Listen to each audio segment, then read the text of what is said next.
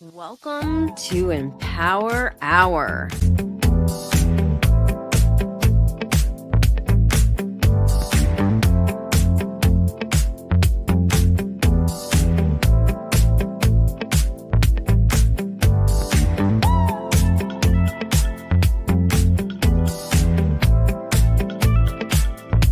Let's get growing.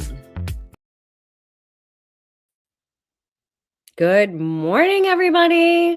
I'm coming to you from my mom's cabin in Putnam Valley, and not a lot of sleep, but I'm really looking forward to this morning's guest. It's like we kind of run in a very parallel universe, but little different nuance. But I'm super excited to hear from her this morning. So let me introduce. Where are we?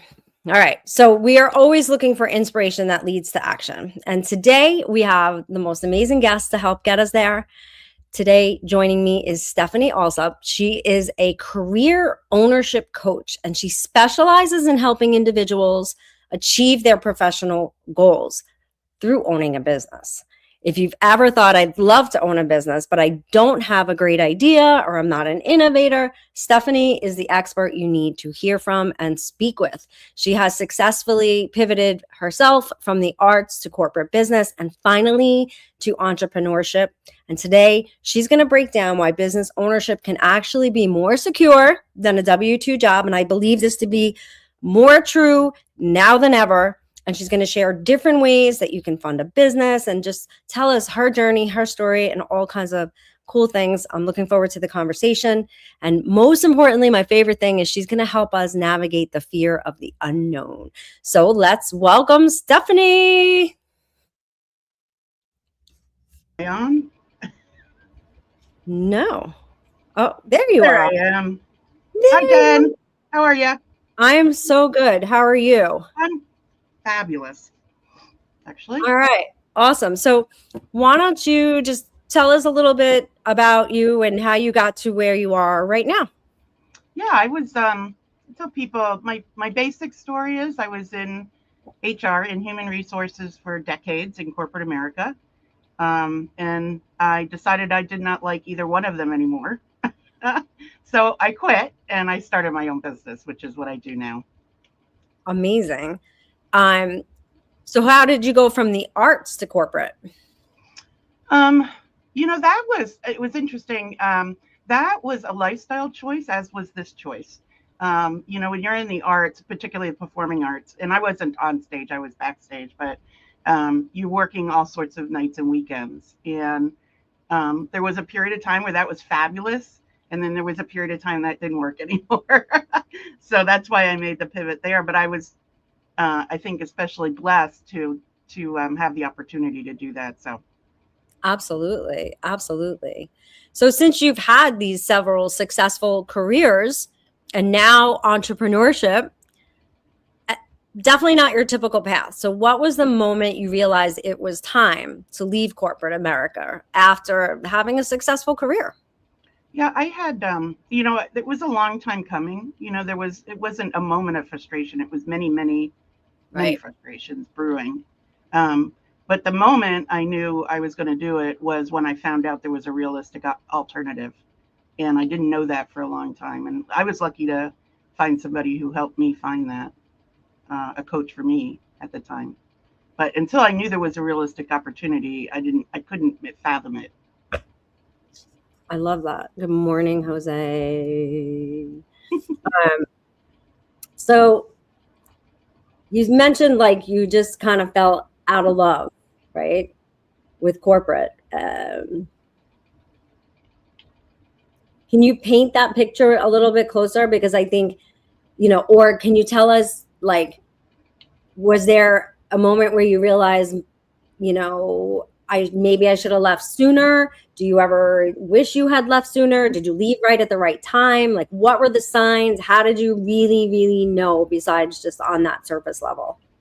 Well, I think, first of all, when you're in HR, you build long-term plans, right? If you're building employee engagement and cultures, it's a long-term plan. And what I found was that would immediately get sacrificed for short-term gains, either short-term bonuses for executives or short-term stock increases, for example. Right. And so that was an ongoing story for decades, really, many years. And I just, when you put your kind of heart and soul into that, especially around the people issues, it's hard to see it go poof overnight. So it was a long journey, is what I'd say. But the real turning point was I just found an opportunity that was so much better and helping people way more directly, far more directly. So you mentioned a coach. You mentioned the coach helped you with this process. So tell us, I talk a lot about the business of becoming, right? And I talk a lot about the identity shift, becoming an entrepreneur. I talk a lot about also being an entrepreneur, being a business owner is like a spiritual practice, right? You learn things about yourself that even marriage and motherhood did not show you. You're just like, what is going on, right? Like, it's so it challenges you in ways. It's like taking a flashlight to the cobwebs in the corners, and you just emerge. So tell me about how the coach helped you through that process and just that journey. Yeah, so I think, to your point, I call it a mindset shift, right? Mm-hmm. But the same idea. We're all, I think particularly in the United States, I think we're all kind of trained from the get-go to be employees, and there's a certain mindset that goes with that. And so finding somebody who can help you see that your mindset needs to shift from thinking about a paycheck to thinking about generating revenue. Right. Those are words, but they have very deep meaning in a lot of ways. But I think a coach, and I had a particularly great coach, but I think a coach can help you challenge your mindset in that space. But you have to be open to it. That's really the key, right? You have to open your mind, because nobody can do that for you. Anyhow, I'm not sure I answered your question. But well, yeah. So yeah, just how did the coach? What made you go to a coach? Yeah, like just tell us about that, because you had never really worked with a coach before, right? And many people never have worked for a coach. It's become much more commonplace, obviously, but I would still say probably the majority of people have never worked with a coach. So right. you represent those group of people, right? That want to transition, not sure how. So tell us, like, why did you go to the coach, and and how that really helped you? I understand he guided you through that mindset process, but it's more than that, because taking that leap is very courageous. Yeah. I think it sounds kind of simple, but I took the call, right? I was open enough to, when somebody reached out to me and said, hey, do you want to talk to, his name was Paco, he's a great guy. But do you want to talk to Paco? I said yes. And really that's the first step. And I think it is all about baby steps. It's not, people think of it as a big leap, but if you find somebody good to work with, it's all about baby steps and making sure that you have a plan to take the next step. Right? Agree. Instead of not looking at it like this big, huge journey that, can be overwhelming. So baby steps. Yeah, I agree wholeheartedly. But I do believe that even with the baby steps, at one point you're taking the leap. It's like a quantum leap, and it just changes everything. And it's hard to get to that point sometimes, because we overthink and we worry. So to go from the stability of having a paycheck to being responsible to generating revenue, listen, Steph, most people cannot stand sales, right? So like to go from just that stability, and people are telling you what to do, they provide the structure, all of those things, because generating revenue has so many moving parts to it, right? So there is that leap, because literally it's the unknown. And that's what I love talking about. One of the most important things as an entrepreneur is becoming not only just comfortable with the unknown, but excited by it, and know that, this is potential, this is opportunity, this is growth. And sometimes that unknown comes in the way of things that are scary, because we're not used to that. There's not always the perfect stability. There's sometimes a question mark around revenue and around money. So tell us about that. Well, I think so. From a fear perspective, I think my best advice to my clients is identify your fears and then figure out if they're for real or not, right? Because a lot of our fears are things we've heard or assumptions we have or impressions we have, and they could be real, right? They certainly could be. But I found that a lot of it is not validated, right?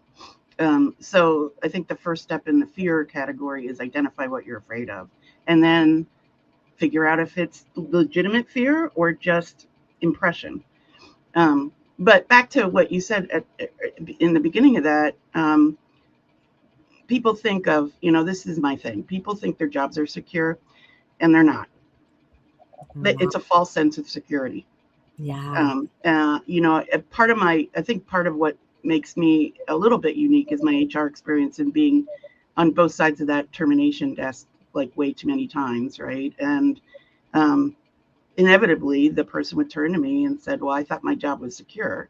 And obviously I didn't get into a debate with folks, but people, in most of the United States is employment at will, which means you can be fired for no reason at all with no explanation. Yeah. I don't consider that secure at all. Agreed. And like I said earlier, I think that's even more so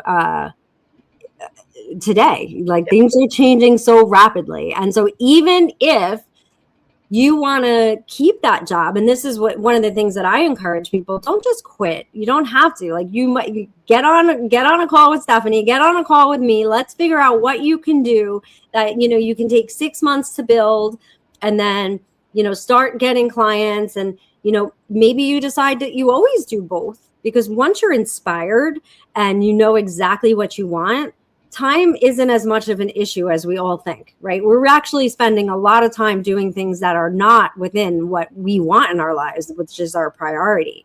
And so, it doesn't have to be like that leap. Mm-hmm. There's a lot of ways to go about it.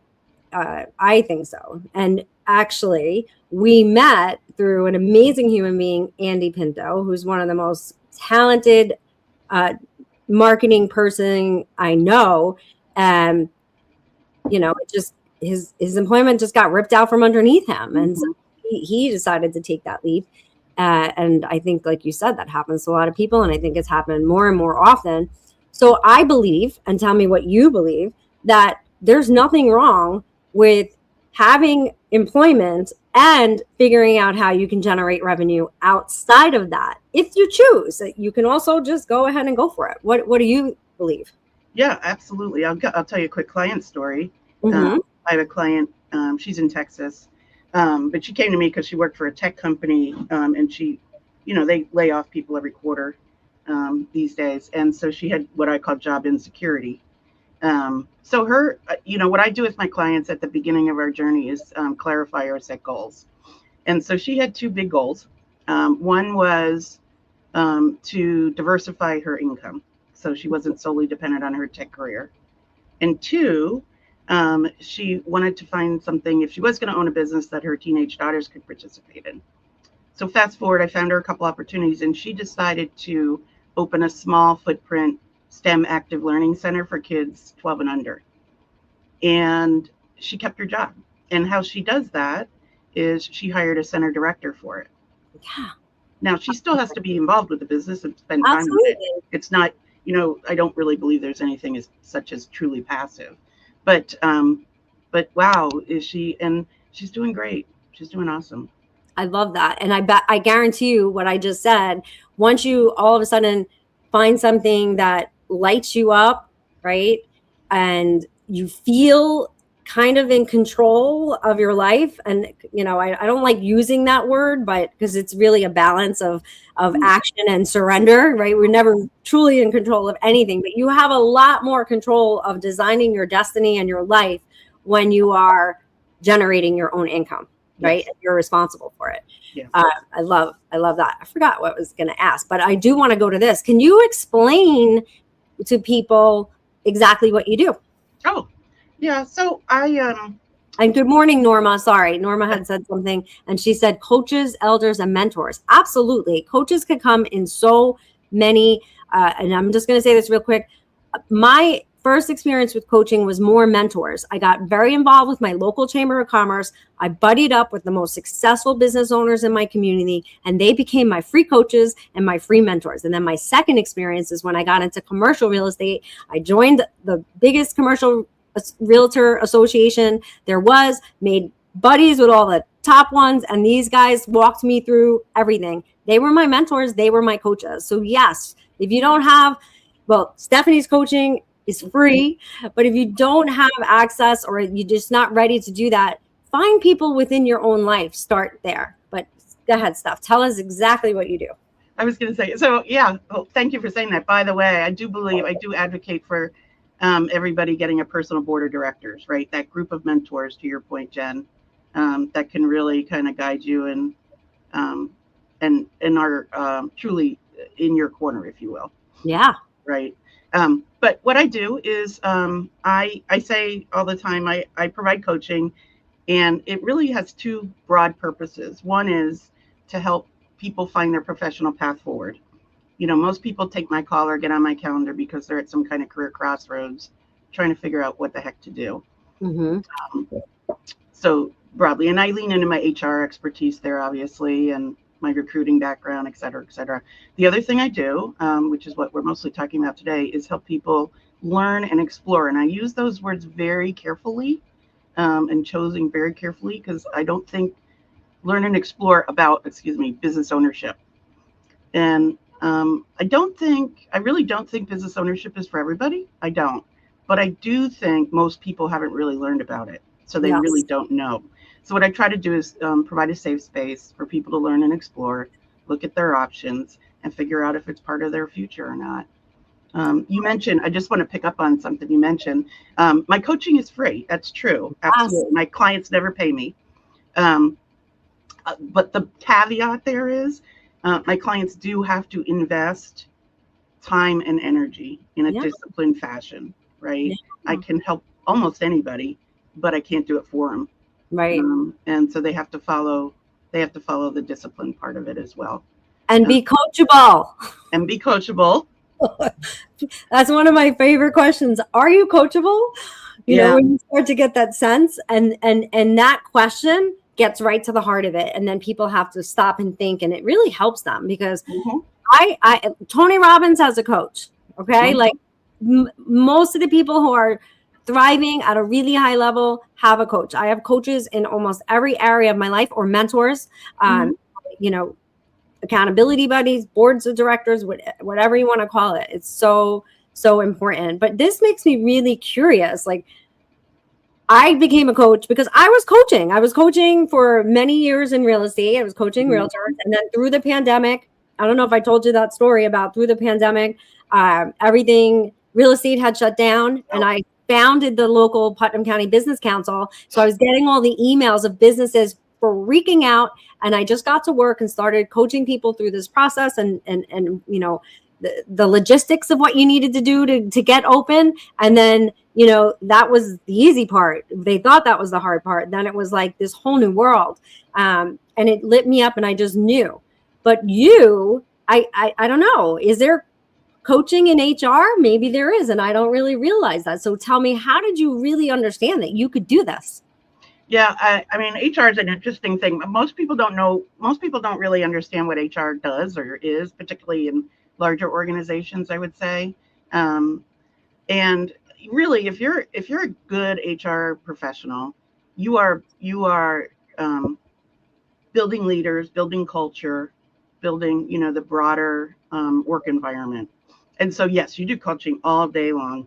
That's really all you do in some sense of the word, right? You're working with leaders on what's going on in their organizations, et cetera, et cetera. Now, I will tell you that in corporate America, coaching is often, from HR, is often resisted, right? Yeah. Because for lots of reasons, including ego. the great thing about what I do now is my clients appreciate what I do. Let me say that, and they Yeah. welcome it. If they're engaged with me, they welcome it, right? And so, what a wonderful thing. So I did hone my skills in an environment that wasn't necessarily receptive Right.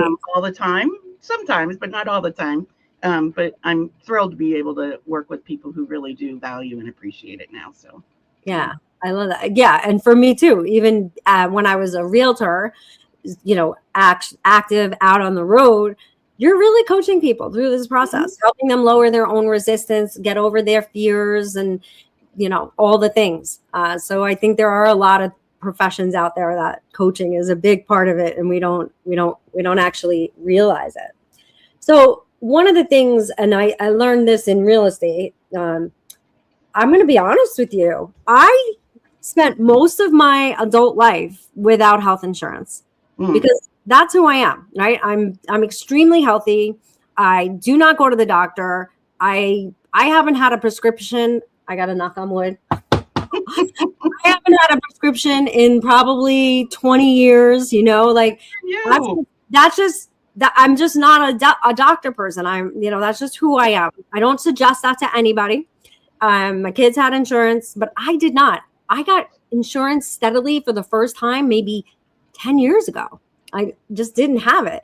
So it always mystifies me how people are making life choices, whether they're going to be happy or not happy, over having health insurance. Now, I get it that it's super expensive in our country, but I just remember thinking it was so insurmountable to get this health insurance. And once I would get it, it would impact the kids' plans. And but anyway, it's not a big deal. It never was, and there's lots of different options out there that people aren't aware of that. But how do you overcome that one? Because is that a big thing for people? Because that is in real estate. People are like, well, I really want to go full time, but I don't want to give up the health insurance, right? So how do you get around that?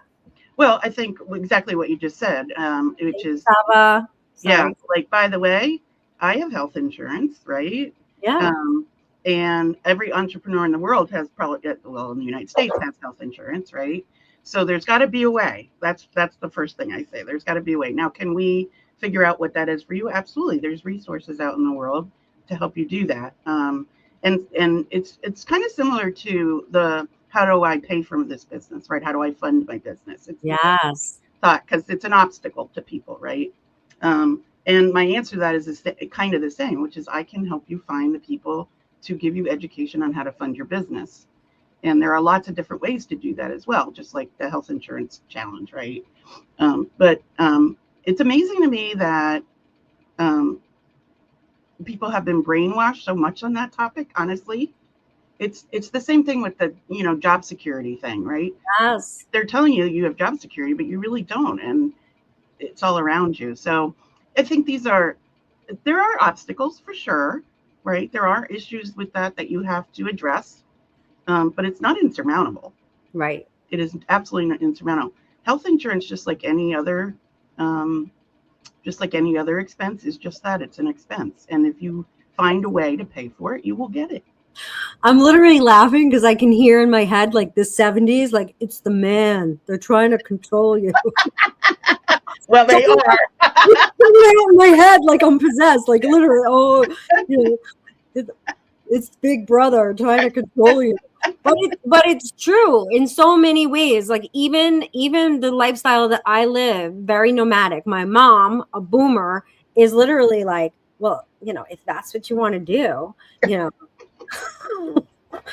okay, right? So that's the world they lived. That was the world they grew up in, right? That was the world. Listening because it's what first comes on financial. Yeah, absolutely. So talk to us about the financing. Let's get that out there because everybody's thinking, yeah, okay, yeah, I'd love to, but I don't have that money. So talk to us about that. You do need some money, but it's usually not as much as people think, right? So all of my clients, absent of one, I think, have not used money out of their bank accounts. Let me say that, right? So there are lots of different ways. There's certainly like small business loans. There's other kind of loans, but the one that most people don't know a lot about is what they call rollover for business startups. And I'm not an expert on it, but what I can tell you, because I did this, is you can access your pre-tax 401k money or IRA money without paying taxes or penalties on it to fund your business. So instead of investing it in corporate America through stocks or whatever, you invest it in your own business. And That's amazing. it's really cool. And now you have to look at it like an investment. It is an investment. You should expect to get a rate of return on it. But most people, you know, have those funds available and they're investing it in corporate America instead of themselves. Yeah. So there's lots of different ways. So what I do in that space is I introduce my clients to people who can give them more detailed education, who are experts in that area, and can really help them work through the process. And a lot of people do a combination of things, right? It's not one or the other, right? And others, I guess is the right thing to say. But anyhow, yeah, that is so powerful that you have access to that, and that's the one thing that people get into that, and you use the word insurmountable before, which is one of my favorite terms, because we do that. We get it in our head that things are insurmountable. So if you just take the time to do a consultation with different people in the area, like, this is what I want to do, but it's never going to happen. Well, just think about, who can I talk to about this? This is one of the things that I would do as a young realtor. You know, I would go to people in their early 20s and be like, you could probably buy a 2-family and live in one and rent out the other, and it's going to cover the whole thing. And they'd be like, what? Or you could do this, or you could do that. And it's like, they never even thought about it, because there's this path that you follow. You get married and then you get the house, right? Or so that's so important that you just have that courage to just ask. And even if somebody, I also used to encourage people to do that when I was in real estate, like, just call the mortgage broker. I don't care if your credit is 500 right now. If you don't call them and they don't get you on the path, it may never happen, or you just never care and you don't quite fix it because I'm never gonna be able to buy a house anyway, or whatever. So it's like getting in touch with that expert and finding out the path, and then figuring out if it's for you. It may not be, but I think that's so important. So walk us through your process. Someone comes to you and says, I want to own a business, but I have no idea what. And I love this. I'm going to give this part away a little bit, because we both agreed that,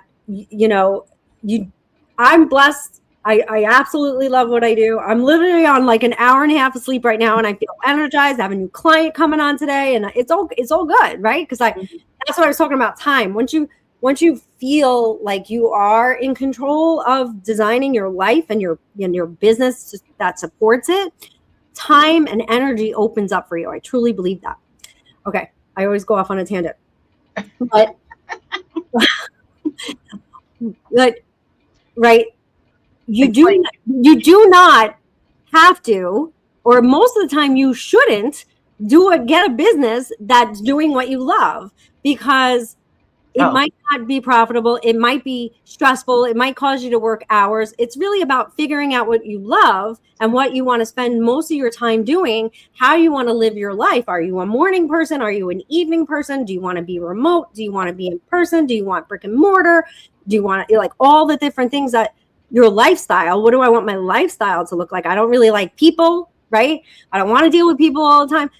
Figuring that out and then finding a business that supports that. And so I loved when you said that, because I don't think I've ever heard anybody else say that. So tell us your process. So back to how you started. Most people don't call me and say, I want to own a business. Most people get on a call with me and say, I want to get a job. And they do your career coach. Yeah, right. And so we talk about that a little bit. But if they are open to at least learning and exploring what it is like to own a business, I generally will take on that client. Because I don't believe it's for everybody, but I do believe most people would benefit from the experience. So what I do is I start my clients with a self-assessment. That assessment helps us learn about what motivates them. Then the next milestone is actually probably the most important, which is what you hit on, Jen. we set or reset or clarify goals, right? Because those goals become our criteria for evaluating future opportunities, whether that's a job or a business, but really evaluating future opportunities. And the key to that is starting with personal goals, not professional goals. Yes. Right? Back to your point about lifestyle. Yes. Right? What do you want your life to look like? Yeah. Right? What are your personal goals? Then we can talk about the professional goals that support your personal goals, because your professional goals should support your personal goals, not vice versa. So we work on goals. And obviously, as we go through learning, those goals can change and be updated, but we have a good starting point. Then we capture what I call career equity, which is essentially your transferable knowledge, skills, and abilities.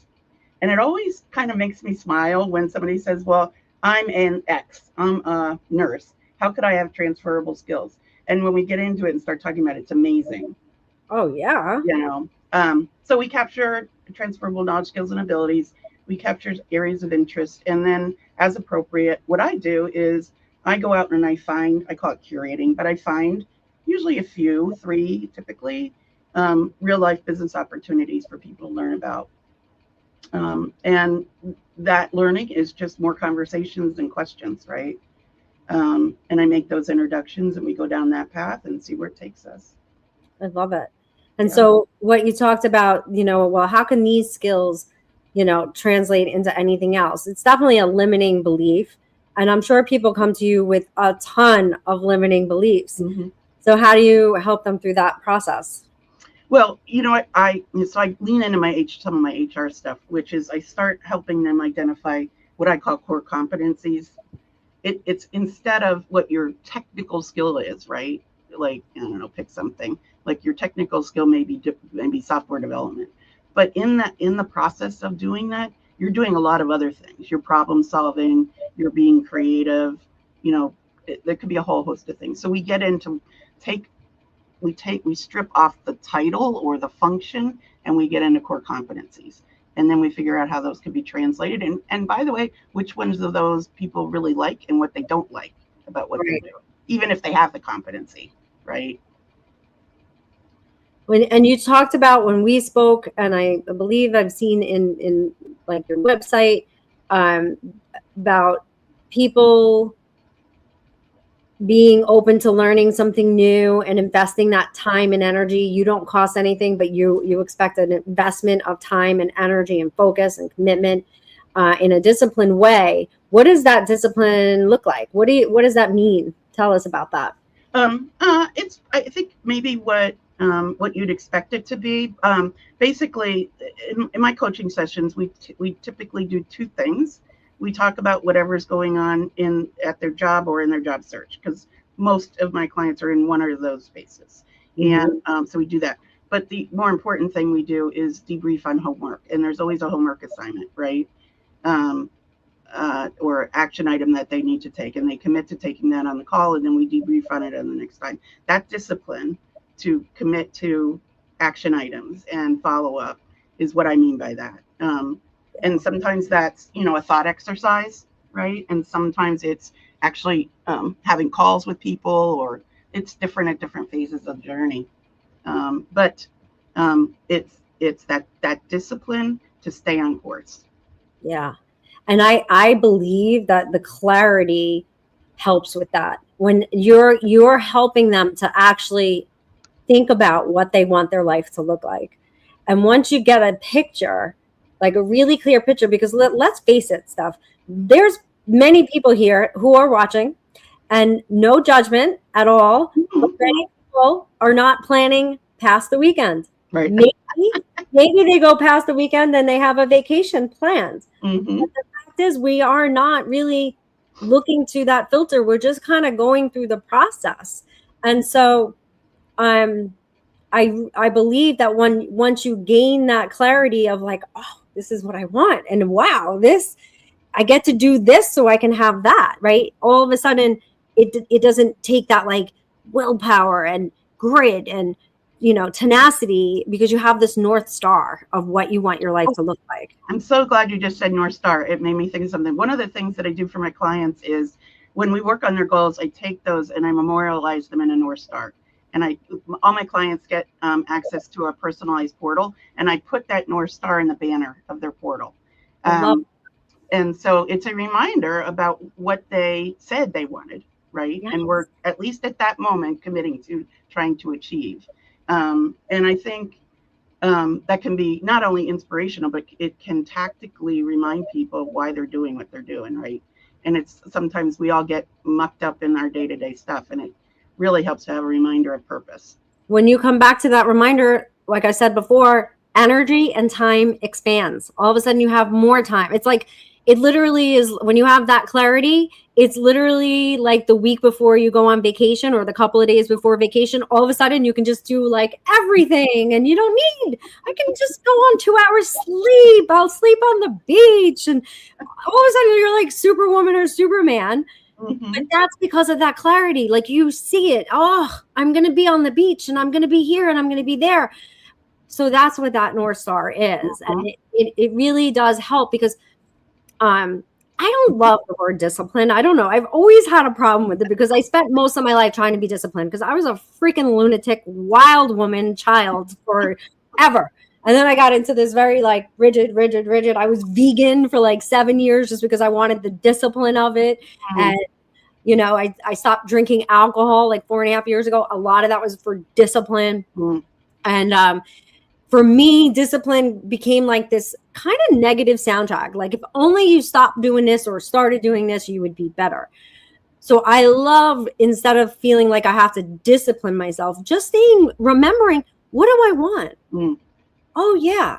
And when I do this, I get closer to what I want. Mm-hmm. And then all of a sudden you look forward to those activities that you kind of dreaded or just didn't enjoy. So if you come back and remember why you're doing it, right? Just like before vacation, Mm-hmm. that you're up till, you know, whatever time fixing a spreadsheet that you have to get done before you leave, or all those other things that normally you would just procrastinate on or just not feel like doing or have low energy about. Mm-hmm. When you have that clarity, boom, you have that energy. So I love that. Really love that. So if someone's watching this and thinking, you know, maybe I want to switch up my corporate gig, what's the one thing they should do to start exploring business ownership? Call me. All right, there's that. Jose, put up your contact information now. That was a perfect time to do that. Yeah, absolutely. Call Stephanie. But don't go it alone. You will get lost. You will absolutely get lost. Don't think that you're going to do this by Googling things or using AI. You will absolutely get lost. There is so much. What people don't know is there's so much opportunity out there that you can get lost in it. And it is multifaceted, right? And so just as we were discussing, there's lots of things you have to learn about, like funding and all sorts of things, how to set up this. Somebody had put in business insurance, right? There's lots of details. And if you go it alone, you will get overwhelmed and you'll walk away. And that would be very unfortunate. So find somebody to work with. And then make sure you have always a next step, right? Take a step, find that person, and make sure you have a next step. I tend to be a project person. So when I went and did this, I kind of had a big project plan. Not everybody leans into that. So sometimes that can be overwhelming when somebody looks at everything you have to do at once. Others need that kind of scope. But you do have to know how you're moving forward. Mm-hmm. Right. And so what I say to people is take a baby step, but know what your next step is. Right. And oftentimes it will change. Like you create this whole plan in this project and then it morphs and it changes. But results only come from the action. And then also once you start taking that action, things start to open up. Opportunities, ideas, thoughts, conversations, just everything begins to open up. So I think that is extremely sound advice. I'm literally looking forward to when we have the first client that comes to you for, the business, the franchise, and then I get to coach them through that process of that mind shift after, right? Now you have the business. Now, how do I grow it? How do I sell it? How do I do all those things? But it's really the same process. You're in anything you want. It's really just visualizing the future. How do I get there? And then take the breadcrumbs backwards and follow them. But just keep that clarity of what you want. So we definitely have that in common. Absolutely. So you titled this session, "If you don't build your own dreams, someone else will hire you to build theirs." So you built other people's dreams for many years. Mm-hmm. What's that juxtaposition like? And how do you encourage people to how do you help people to visualize that for them, that before and after, and building your own dream? Yeah, just starting with me, I made a conscious decision to stop supporting corporate America and their objectives and to support people more directly, right? I was always in HR, so in some ways I was always supporting people for sure. Mm-hmm. But the primary objective was not that. Right. So for me, I made a kind of mission change for myself and tried to use my background in a more direct manner. So that was my strategy, if you will. But for other people, I think they have to find their purpose, right? And it's funny because people lose their purpose, particularly if they're empty nesters. I think in the States, up until the point where most people, I mean, this is a traditional view of the world, I suppose, but most people's goals are set out for them by their parents or people who love them. And then they get to the point where they've checked all those boxes, right? And they haven't really ever set goals for themselves. And besides what they're going to watch on TV tonight. Right, exactly. Which really isn't, I wouldn't call that a goal. But no, I agree.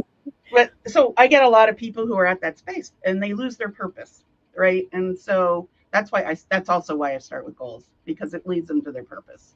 Absolutely. And I think once you have that purpose in mind and what you really want to do and how you really want to use your knowledge, skills, and abilities, everything else becomes easier. It Agreed. just does, when you do that soul searching. And it's so powerful because what happens is, especially when we're following the trajectory of like what the world tells us what we should be doing and who we should do. And I did that for most of my adult life. You get this identity. So it's like you're in this corporate job and you end up with this persona and this identity. And it's really like you get to reinvent yourself many times in your life, but people forget. It's like, so their kids leave for college and then they're just lost and they're sad. You just got to renew. Like, okay, so what's my purpose now? What is it that I want, and where do I want to go, and what do I want to do? And I truly believe also, if we, knowing what your purpose is helps you to self-actualize, and business ownership helps you to self-actualize into the best version of yourself. And I believe that angst and the anger and the anxiety and the depression and all these low frequency vibrations we are experiencing in the world right now really comes from that, because we followed this, this is what you do, and we didn't think about it, and we just kind of followed along. We're not growing at the rate that we're supposed to. We're not evolving. We're not challenging ourselves. And so becoming an entrepreneur is a really good way to do that. Yeah. And we're all living longer and relatively healthier, right? Yeah. So, my parents, even me, but my parents, it kind of cracks me up when people tell me they want to retire at 65. And then I say, well, what are you going to do when you retire? And, sometimes the answer is I'm going to play golf, right? And I laugh and I'm like, really? You're going to play golf like 50 hours a week? That's what you're going to do? And so I think we play these scripts, right? That we're taught, to your point, or given to us. And you have to really kind of pause and say, is that, and challenge your own assumptions and challenge your own scripts. So if you can find somebody to help you do that, that's even better, right? Yeah. Because it's hard to do that in self-examination. And the fact of the matter is, struggles in our life really help us to do that. And so, like, if we can just understand that and not be so afraid of the struggles and the challenges and the hard times, and really realize and be excited about what version of yourself is going to evolve on the other side of this. And that's why I say business owner and entrepreneurship really is a huge spiritual practice, because you have to evolve. You have to grow. Mhm. You don't have to, but you get to. And if you want to succeed and want to hit these goals, so you're naturally evolving and growing. And I think some corporations are doing an amazing job with and for all of you, anybody out there watching that has workforce issue problems, just start helping your people find a purpose. Mm. Start helping them evolve, have them something to look forward to, have them understand the greater good of your company, and how when they help you achieve the goals of this company, how it's going to help them with their own personal goals. We just need that purpose. It's so, so important. So I'm glad you said that. Well, I do think that you questioned the word "you have to," right? Well, yeah. I think you have to. I don't think, the only constant is change, right? Yeah. So life is going to make you change, right? It just is. You're going to be in different situations and confronted with different joys and obstacles, right? And you are going to change as a result of them. So just accepting that can go a long way, for sure. Yeah. For sure. I guess the nuance is, yes, you have to change. You don't have a choice, but what you get to do is to decide what it looks like. And design it and build it and have fun in that process. Even the parts that are scary and like, oh my God, I don't want to make this call. I don't want to do all of it it's just such a beautiful thing and such a beautiful process and I agree with you. Not everybody is meant to be a business owner. If everybody was a business owner, we'd all be sole proprietors. There would be no one to staff any of it, right? So I have Jose, he's amazing. I don't think he has, he's not entrepreneurial.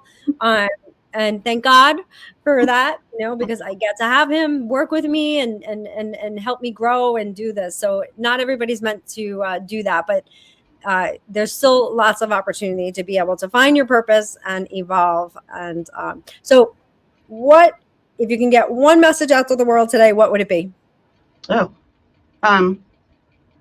good question. I think it is, there are alternatives. There are. And while I think we kind of said this before, while there are obstacles, most of them can be overcome. Not for everybody, but a lot of people. And so finding out what those alternatives are and figuring out if it's part of your future or not, whether it's now, whether you do the education now and then do that later, because I have a lot of people do that, right? They go through the process with me, they figure out what they want to do, and then for whatever reason, and I had to do this, I had to pause because some things going on in my life, and I came back about 9 months later and then did it, right? So you don't have to be totally prepared to execute. What I would say is make a plan. It could be your exit strategy, it could be your future strategy, or your now strategy, right? But make a plan, because odds are unstuck. That plan. And just making the plan could end up leading you to other places that you never expected. But that's how you get unstuck. You just have to move forward with hope. And, calling someone like you is going to give you that. Even if they get off the phone saying, no, that's not for me, but this is, right? It's going to help you think through the process and decide what you want to do. Jose, if you can put up Stephanie's contact information again, I think what you do, and it's so funny, I never even heard of Entrepreneurial Source until I met you, and now I've met a few, and I got to tell you that this organization does an amazing job of picking out their franchisees. Really, really, everybody I've met has been really quality. We have a great community. Yeah, like everybody's just just amazing. Really, really magical personalities, magical energy that and great stories and yeah. So that's a franchise. If you didn't know, this is a franchise. People in my world, they say, do you use the F word, meaning franchise? Because in the olden times, people didn't think of franchising favorably. But I will tell you, there are so many businesses out there that are franchises that people don't know are franchises. And when most of us don't play in the franchises that you think of, right? We're not getting into McDonald's and Subways. That's not what we do. We have people start businesses in child services, senior Dog services, hotels. dog hotels, all kind of pet stuff. That's big. Home services, which is huge now. So if what goes through your mind when you hear the word franchise is a McDonald's, don't think that. And also, I think that people think that takes the entrepreneurial spirit out of it. That's not building the business model is not the entrepreneurial part. Mm-hmm. Being able to implement and execute and grow and scale, that's the entrepreneurial part. Mm-hmm.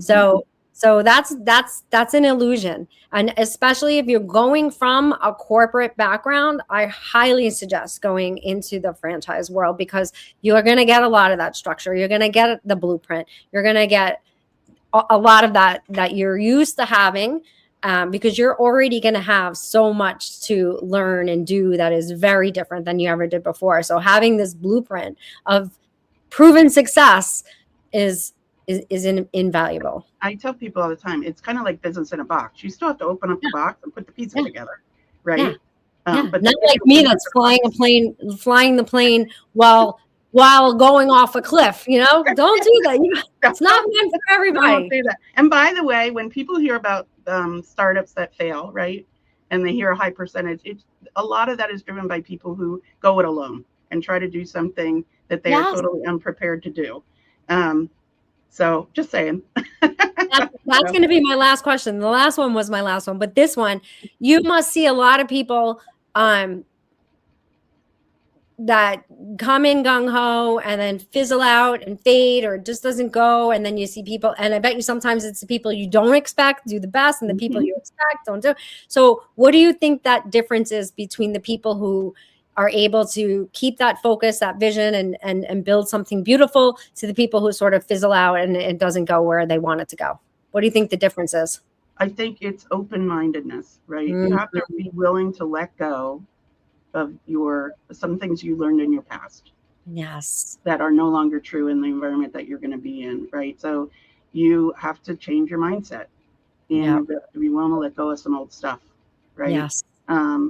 There's a coach who says, he was in sales and it took him a long time to not be in sales anymore, right?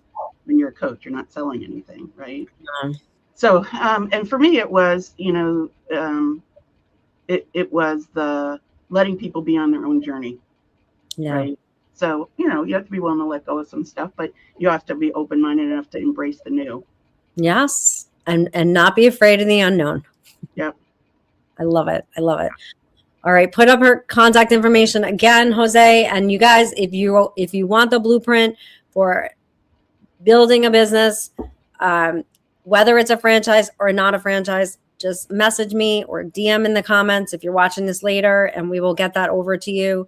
Book a call with Stephanie, move a muscle, change a thought, put something new and exciting in your life, find that purpose, and be happy. So thank you so much, Steph. This was a great conversation. I think we helped a lot of people today, and everybody have a fantastic weekend.